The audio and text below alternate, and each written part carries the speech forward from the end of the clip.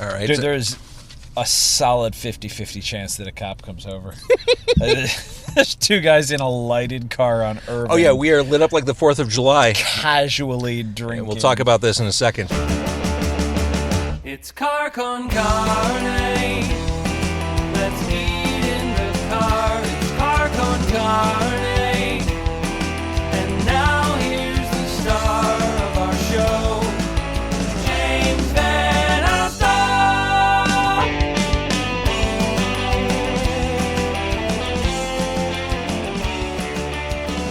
That's entrepreneur/author, Marcus Sakey, TV host. He's done lots of stuff. We're going to talk to him in a second. This is Car Con Carne. We're on Irving Park Road in front of Ritual Zero Proof HQ. Ritual Zero Proof whiskey, zero proof gin. What do you make us? What you have there is zero proof old fashioned. Nice. Nice. You got the cubes. You get the good cubes, too. We got the good cubes. That one is made with a mixer from our friends at Bitter Milk, which make prepackaged mixers, but it works just fine with simple syrup and bitters. There's a bite. There's a bite? Well, without a bite, you got fruit juice. I mean, that's... All right, well, we'll talk about this.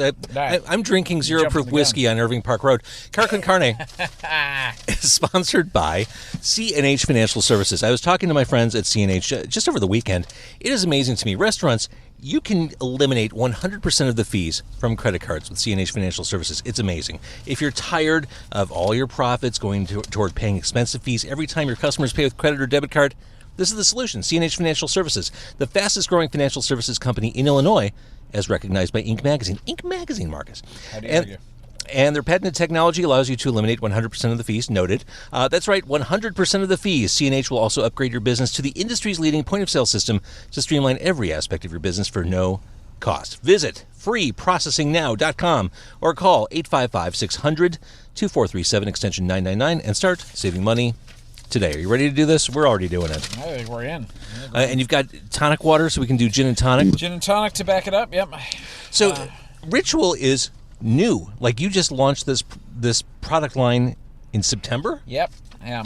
You know that scene in Christmas Vacation where he lubes up the sled before he takes down? Uh-huh. Yeah, that's been Ritual. Well, this has been, you haven't had time to think. It doesn't seem. I discovered you, I guess, relatively late. If you launched in September, I subscribed to Bespoke Box. Yeah. And I got their mailing. Bespoke's been great. First day of January. I'm like, what is this? Okay, Dry January, Ritual. I see they have this set, which is, they show the whiskey and the gin and mixers and stuff. I'm like, what is Ritual? So I started Googling you. I'm like, holy shit, it's a Chicago company. Right around the corner from you. It's Marcus Sakey. Yeah. Blew my mind that this was something born in Chicago. Then I started digging deeper. I'm like, oh my God, it's at my neighborhood Binny's. The Chicago Tribune wrote about it. Like, this has been just balls to the wall nonstop. It has been absolutely on fire in the best way. So came on market in September. Obviously, there was a long period of development before that. Ritual started in my kitchen. I'm a pretty passionate chef, and I took a conscious break from alcohol, not because I don't like it, but because I love it. That's why most people actually. That's why most people do, uh-huh. and I'm of the mindset that if I take a conscious break, that means I don't have to stop doing it, as opposed to, I've hit a place where the rules say I must stop. So I took a conscious break, and I realized I was just, more than anything, I was missing the ritual of it. I love the name because it makes so much sense to me. Thank you. That's it. I mean, it's like, it's the making of a drink. It's the sitting down with a book. It's the pouring something while you cook. It's the dinner party. Drinking in the glass. It's the good glass and the ice that clinks against the side of it. That's a good half of this what is delicious. It's about. Thank you. I'm so thrilled to hear that. It does taste like whiskey. Now, you're not supposed to drink this neat, right? This is... Oh, no, you absolutely... Look, I like it neat. The way we say it is much like its counterpart. Neat is an acquired taste. Okay. It took me years to realize how much I liked whiskey neat. The first time I tasted whiskey neat, I howled like a cat.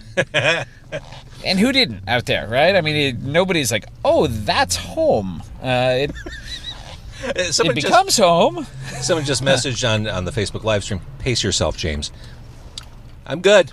Cheers. There's no need. Just going to pound this shit here on Irving Park Road. Bang it out, man. I got another bottle in there. I mean, so you were on a break with whiskey, and you just... Was it an idea, I just want to create this for my own enjoyment, or this is a business model? No, it was for my enjoyment. I like making things. I'm a novelist. You're a creative type. I'm a cook. I made the conference table in our place in there. I made that. I like making things. So now, traditionally, creative types like that make terrible businessmen. Yes. Well, happily, I have partners. It's always a good thing. I'm not saying you are. I'm just, I'm not saying I'm not, James. I may well be.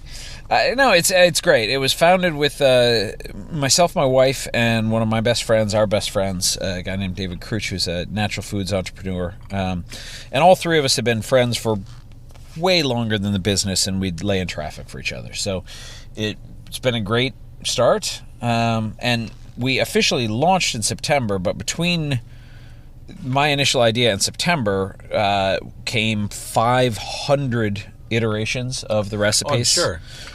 Literally 500 with more than 500. Because people, I feel like with a non-alcoholic, a zero-proof gin or a zero-proof whiskey, people will try it, but they're going to look for problems with it. They're going to look to be critical before they actually get to enjoying it. And I don't blame them. I get it. And the way we look at it, I like to liken it to a veggie burger, right? It's not a cow. There is no veggie burger in the world that will fool you that it's cow. Right. That's fine. There's still plenty of opportunities where a veggie burger is a useful choice, the right choice, the choice you want to make. And that's where we are. On that note, the Quinoa Cowboy veggie burger from Trader Joe's, delightful. Sorry, I haven't tried that one. Yeah, it's delightful. No, I like the little product placement there, though. That was good. Just saying. James makes a quarter on every Quinoa Cowboy. Hey, dude. Cheers, Trader Joe's. So you were talking about like 500 different iterations to get it right. Yeah. How do you? It seems like whenever you create something, whether you're writing a book or doing anything, you have to know when to stop, because you could probably just keep on obsessing and changing and tweaking things forever. You have to kind of know when you're at the point of diminishing returns. Yeah, well, and that's a tricky one, and that is a good one for having partners, for having other viewpoints on. But it frankly got to a place. It started in my kitchen. Quickly, we realized we needed a lot more expertise. Moved on to working with some of the best distillers and flavorists in the world, like just flat out, literally in the world, and went through hundreds of iterations with them. And there comes a point where you can feel the returns are diminishing. Mm-hmm. You can feel the curve leveling out, and we just knew it was good. I mean, it had a taste and a nose and a burn that, while not exactly the same, it fooled you. It did what you needed. It falls in line with the ritual of drinking a whiskey drink. I like that burn. The burn is necessary.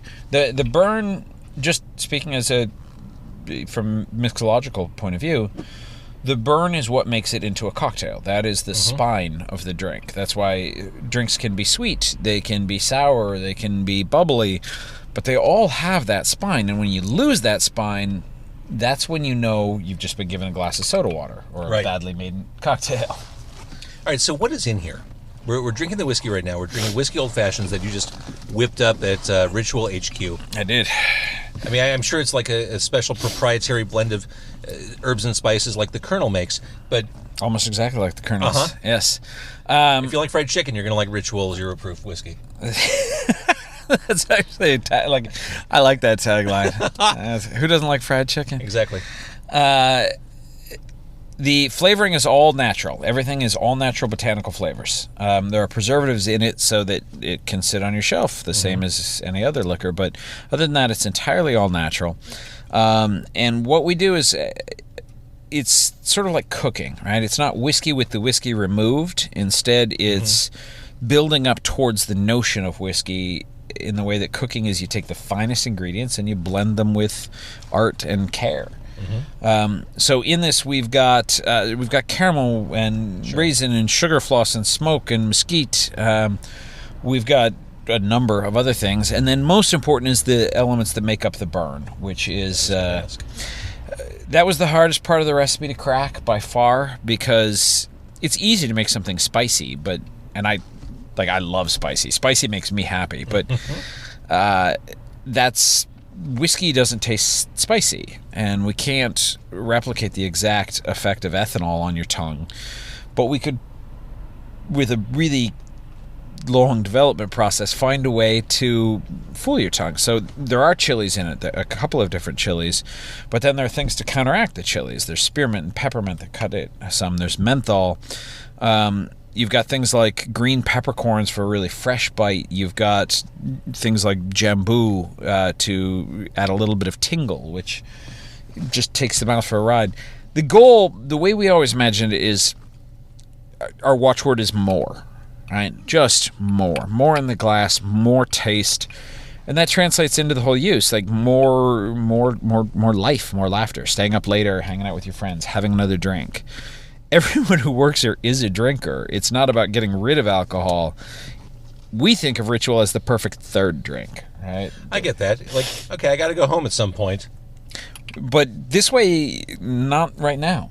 Yeah, I can still be social. You can hang out another hour or 2 hours, engage in the ritual, be strong and sober and good to go when the time comes. And it's nice, like a lot of people are really self-conscious about an empty glass or a glass of soda water. For me, it's not self-consciousness, it's that soda water sucks. It's like, that's a lame... I'm a grown-ass man. I don't serve me a glass of soda water. There's only so much Diet Coke I can drink in one night. Again, grown-ass man. That's me. I'm a grown-ass man. So, the gin, we're going to try that in a second. Indeed. All right, actually, let me backtrack. We talked about you creating this for yourself. At what point did you think, yeah, I got a business here? I could take this to market. Yeah, it wasn't the plan at all. I made it for myself because I wanted something that had that heat, and that it was a fun challenge. And when I had something that was like, by today's standards, totally... Can I swear here? It's a podcast. Totally fucking awful. But, it was better than soda water. I shared it with my best friend, who's now one of the partners in Ritual, who is a natural foods wizard and an entrepreneur in that space. And he just tasted it, he's like, that's a business. People need this. Yeah. And the thing is, it resonated because I had needed it. Like, I went in and created it because it wasn't there. Yeah. Because I wanted it. A thing that let you feel like you were enjoying those same elements. The craft of making a drink, right? That's... I get it. I'm passionate about that. Yeah, I told a lot of people about Ritual and told them that I was interviewing you tonight. One thing that came back a lot was that the push for NA-type cocktails, or beer, very much in line with millennial thinking. Millennials are really down with this idea of zero proof, non-alcohol. I find that very interesting. Like, there's a whole generation that is fully on board with this. Yeah, I do too. And I'm not a millennial, so I find it fascinating. I think a lot of it, honestly, is the tip of the spear, though. I think they're the early adopters. Yeah, that's it. I think, in truth, it's not that alcohol is going away. I mean, Jesus, I hope not. Like, that is the last thing I want. You're an author. That's fuel. You need that. Yeah. But I do think there is a movement towards more just conscious choice, conscious consumption, and wanting that choice to not suck. Yeah. So I think the millennial tendency to not drink, it's not the tendency I grew up with, but I think what it is for the larger market is they were ahead of everybody. That's a lifestyle that fits with the millennials. I really think the true market is me, is you, is people. I don't know if you have kids. I've got a 7-year-old daughter. How old are yours? 18 and 13. 18 and 13, right? So you're still in the mix, right? You gotta get up with them and take them to school and hang out and wrestle with them and play, and you got morning meetings, and to me that's the thing. You need your faculties. You need your faculties, but I don't want to. none of us want to give up that sense of adventure and life, and that little whiff at the end of the night where it's like, I don't want to be responsible and go to bed. Right. But I also don't want to drink club soda, and I also don't want to hurt tomorrow. That's it. And so it's, to me, that's a big way that it's useful. Another way, I tell you, the split base cocktail, a low ABV cocktail. So you mix Ritual with traditional spirits. Interesting. So you take something like... And do they mesh? Beautifully. Gorgeously. What you do is a cocktail like an aviation, right? Mm-hmm. Lightweight in spirits, but there are other spirits in it. Gin is the foundation of an aviation. You replace it with our gin, it's alcoholic, sorta. It's got calories. It's like going to Starbucks and asking for a half decaf cappuccino. That's, you know what? Thank you. Just put it in coffee terms. Now, can I chew on a bubblegum cigar as I drink the whiskey? I don't see why fucking not. You know? If you'd like to line up some powdered sugar and snort it, knock yourself out. Well, let's try the gin. We have a fresh bottle here, which, by the way, I mean, this is all part of the experience, right? The packaging. It just looks cool. Thank you.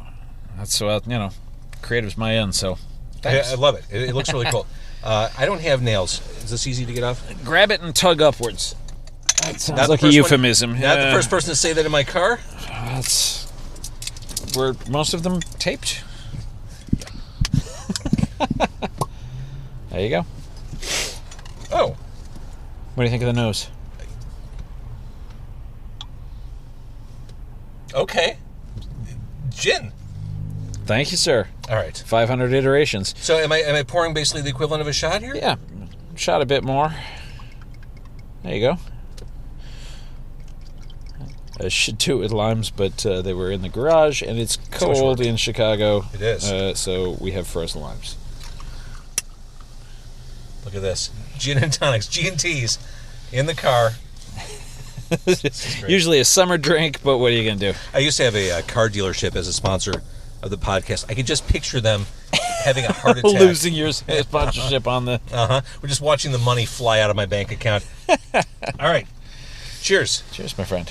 Thanks for having me. Truly my pleasure. This is so cool. Damn it. 500 iterations make good. That's really interesting. Does it strike you as right? Tastes like a gin and tonic. That's insane.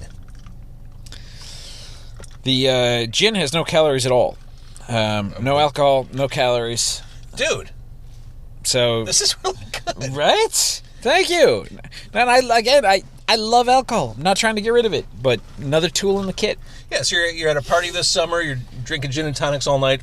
Time to change out at the end. The classic professional drinker's wisdom is you have a cocktail and then a glass of water and then a cocktail. That's like the classic. What if you had a cocktail and then a ritual and then a cocktail? Yeah. All right, what's the bite? Same kind of concept for the bite on this? Yep, the heat system is very similar, but the gin is aimed at being really herbaceous and refreshing. There's notes of You're right, cucumber and lime. Yeah, it really tops it. Fresh herbs, basil, parsley. It's all natural botanicals. Everything in it is distilled at the peak of its season and very carefully combined. This is great. Thank you. Thank you very much. I really appreciate that. So if you're just joining us, that's Marcus. He's one of the people behind Ritual Zero Proof. We just drank Zero Proof whiskey, Old Fashions. We are now drinking Zero Proof gin and tonics. These are outstanding. Thank you. This is so much fun. I'm having a ball. Honestly, the only thing that's going to make this better is if the police come up, and I really hope they do. I'm surprised. I've done 300-plus episodes of this podcast. Never once. I mean, I've had bands play in the middle of busy streets inside the car. No one bats an eye. Like, I'm sitting here with a glass of what looks to be a gin and tonic. I've got a bottle, even though it's tonic water, against the... I slipped out here on the ice with 2 bottles and 4 open glasses. And... Yeah, it looked like you were entertaining a large group when you walked out of there. This is really cool. So we talked briefly about how things have accelerated for you.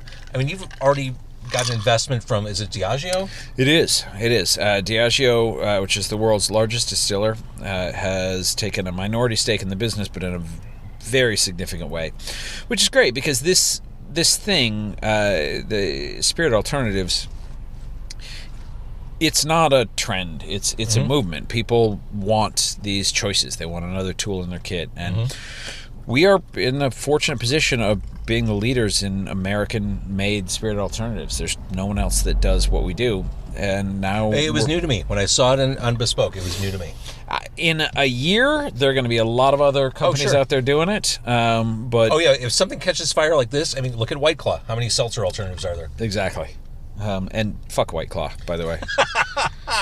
Fair. So does the infusion from Diageo, what does that enable you to do? Does it enable you to spread your marketing reach, your distribution, allow you to kind of develop in your non-alcoholic lab? It's really mostly about reach. We literally cannot make this fast enough for demand. We have, our pain point from the beginning has been having enough product. Yeah, sure. We are just now, literally in the last day or two, accepted into all the Total Wine stores in America, which is 200 plus stores, national footprint. They're ordering a very significant order. So what it lets us do is spread out and get everywhere. That's great. It's pretty exciting. So I'll bounce around a little bit. You are a celebrated author. You have your feet in Hollywood. I've got to think you have no spare time to give right now. Like the speed at which Ritual's taken off has got to put you in a spot where you're like, oh crap, how do I get all this done? Well, I've always hated sleeping. Perfect. You're good.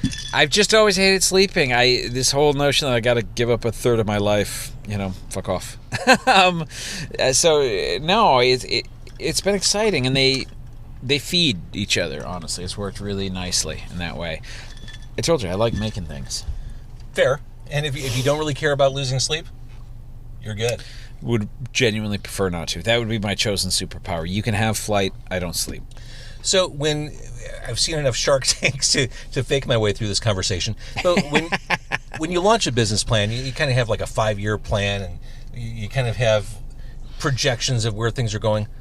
Where do you think this is going to be in 5 years? Yeah, well, the funny thing with this business, it's a joke that we make all the time, is the acceleration is so great. The demand for this, the demand, but more than that, more importantly, I think, just as a word guy, the underlying desire for another option is so great that we can barely keep up, and our plans change not just on the weekly, but kind of on a daily basis. You got to be nimble, as they say. We have to be very nimble on a corporate level, but where I think it's going overall, this stuff is not. It's not a fad. It's not a trend. The same way that veggie burgers weren't, that Greek yogurt wasn't, that these things that there was a time when it was a weird novelty, and then now all of a sudden we can't imagine life without it. And I would happily drink this on the regular.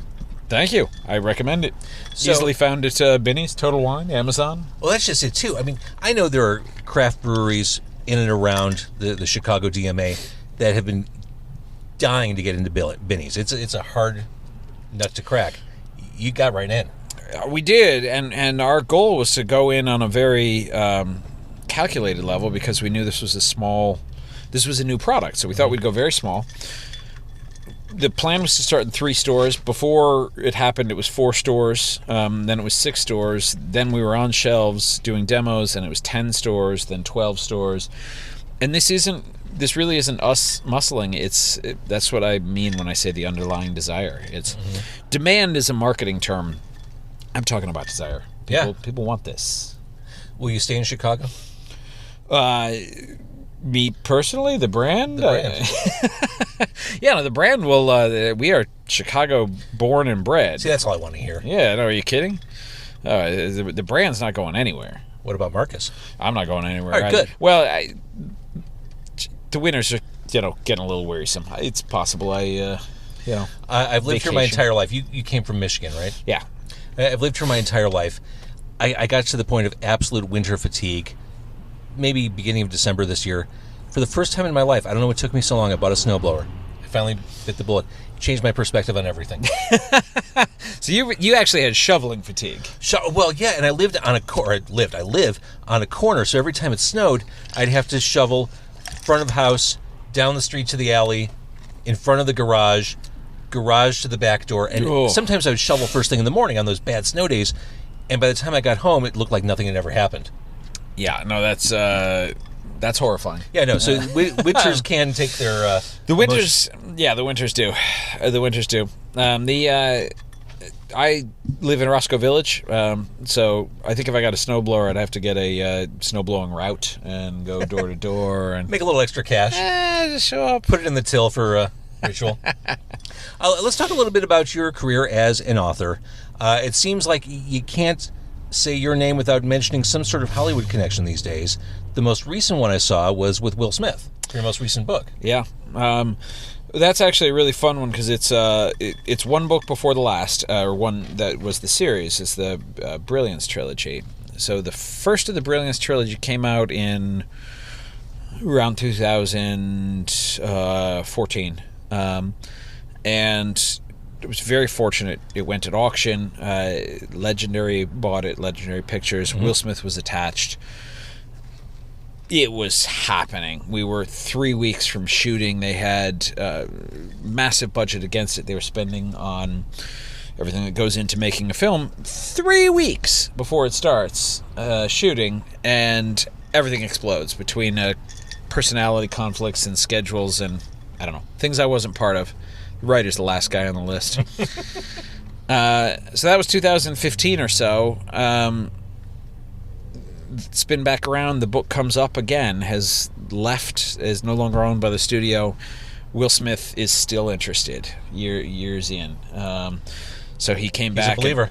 He apparently really loves the thing, sees the possibility. So, yeah, Will Smith is signed on to do it with Paramount. We're finalizing details now, but it's pretty exciting. And it makes sense. I mean, I think that's what Hollywood wants. They want a well-written, dependable franchise.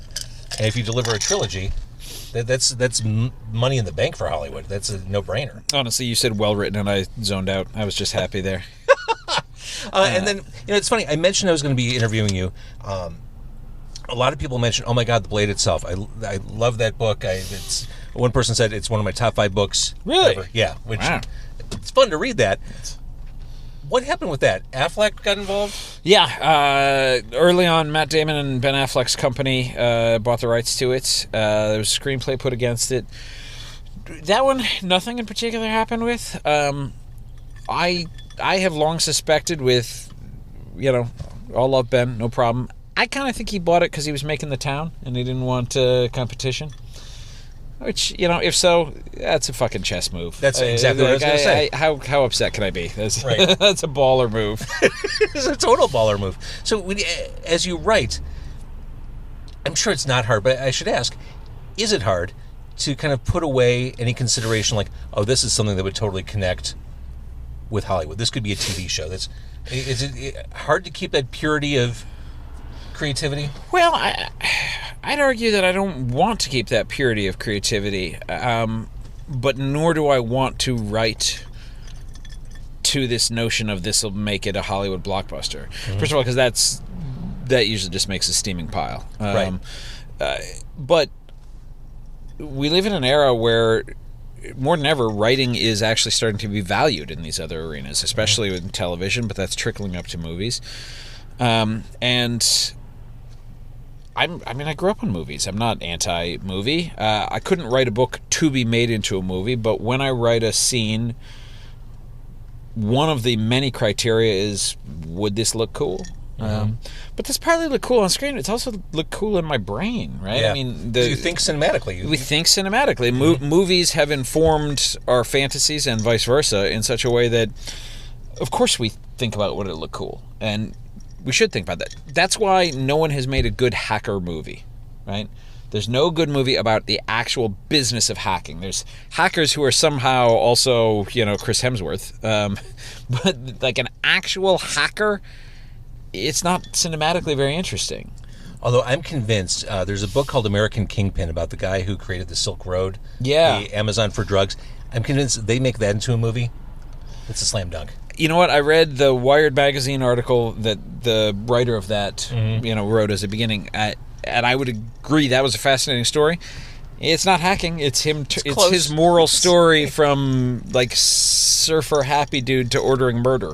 Yeah, it's putting out hits on people. True, not hacking, but it's still a dude, a geeky guy in front of a computer. It's a geeky guy near a computer. He's putting hits out on people through the computer. Sending messages. Not in the movie. By the time the movie comes around, that's right.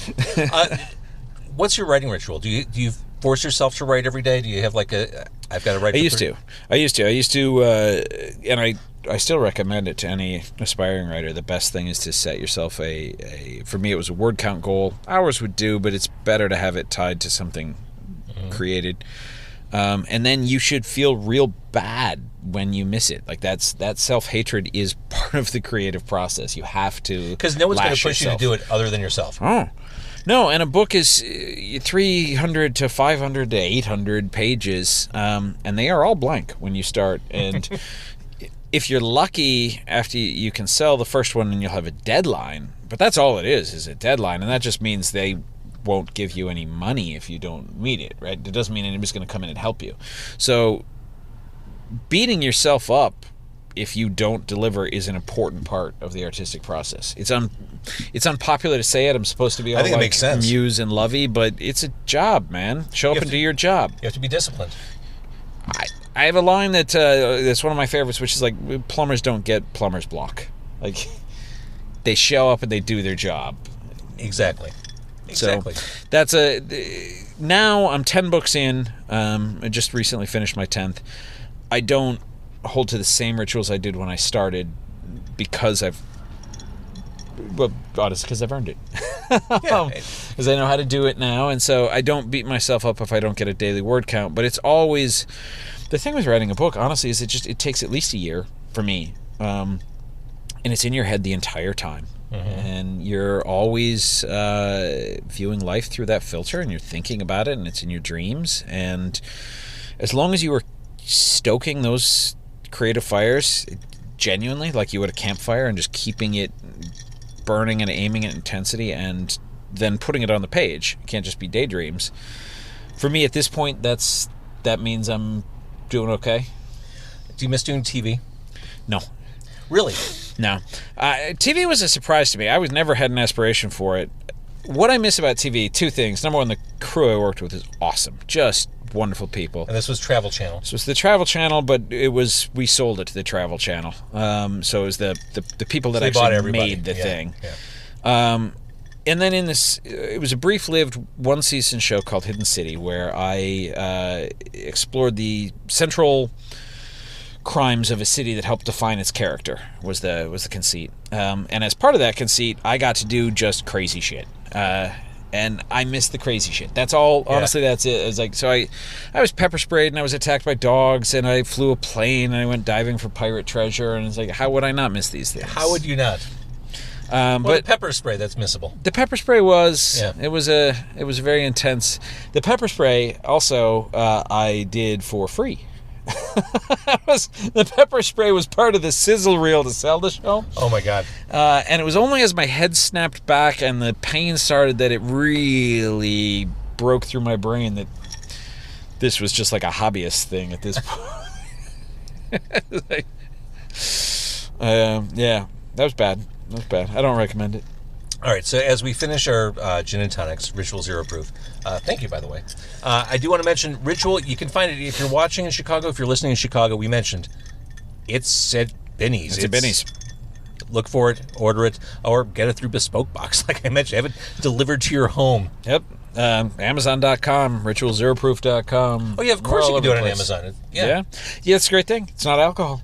That's, of course, that makes perfect sense. I know, we had that revelation over and over. It's like, you can't ship alcohol. Oh, right. Yeah. I really enjoy this. And to your point, this was a niche that had been unserved. I really want to make clear, like, it's not about taking it away. It's just about adding more. Yeah. It's not about having less. It's about having everything. When you're at that family dinner when you're at Thanksgiving and everyone's pretty much peaked, settle down, pour yourself a Ritual Zero Proof whiskey. There you go. Old-fashioned. Let the family take care of itself. Pour a half and half. When that uncle is starting to really annoy you, swap his whiskey for our whiskey. That's it. It's like that scene in Raiders of the Lost Ark where he swaps out the... Yes. All right, Marcus, thank you for doing this. Hey, man, this was fun. This was really I'm fun. sorry the police never came. I am also sorry about that. I actually sort of thought about crank dialing 911, but here's the good risk news. return. They're probably fighting real crime and not wasting their time with small-time thugs like us. And I say thug as I'm wearing a crew neck powder blue sweater. Yeah, and I'm chilling non-alcohol alcohol. Exactly. Yeah. Car con Carne is sponsored this week by C&H Financial Services. That's Marcus by Ritual. Read his books on Amazon. Are you? Before I finish, where do you stand on audiobooks? Oh, I love audiobooks. I love audiobooks. Oh yeah, and they've exploded too. I mean, they used to be this small segment of the market. They're wonderful. I love audiobooks. Me too. Okay, there's my answer. All right, thank you for watching.